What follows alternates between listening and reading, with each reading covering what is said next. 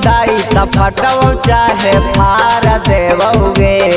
हेगे होतो विदाई त फटवो चाहे फार देवोगे। अच्छा गोलिया भातारे के मार देवोगे। अगे छाओ गोलिया भातारे के मार देवोगे। हेगे जैसी गाड़ाई तो माड़ावा ओरा कवार देवोगे। हेगे जैसी गाड़ाई तो माड़ावा ओरा कवार देवोगे। अच्छा गोलिया भातारे के मार देवोगे। आगे छाओ गोलिया भातारे के मार देवोगे। आगे छाओ गोलिया भातारे के मार देवोगे।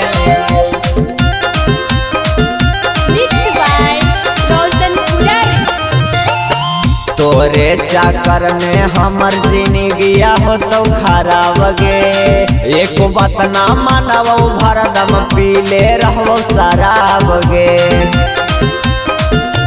हाँ हाँ तोरे चाकर में हमर जिंदगिया हो तो खराब गे। एक बात ना मानवो पीले रहवो शराब गे।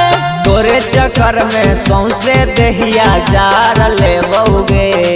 आगे तोरे चक्कर में सौंसे देहिया जार लेवोगे। अच्छा गोलिया भातारे के मार देवोगे। आगे छाओ गोलिया भातारे के मार देवोगे। आगे छाओ गोलिया भातारे के मार देवोगे।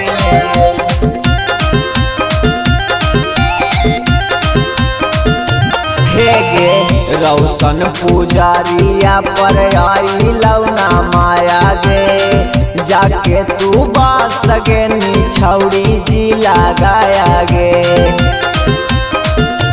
हाँ हाँ रौशन पुजारिया पर आई लौना माया गे। तोरे चाकर में जाके बॉम्बे में कमाया गे।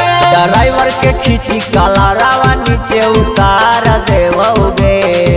ड्राइवर के खींची कलरावा नीचे उतार देवोगे। अच्छा गोलिया भातारे के मार देवोगे। आगे छाओ गोलिया भातारे के मार देवोगे। रिकॉर्डिंग स्टूडियो बानावर बिशुनगंज।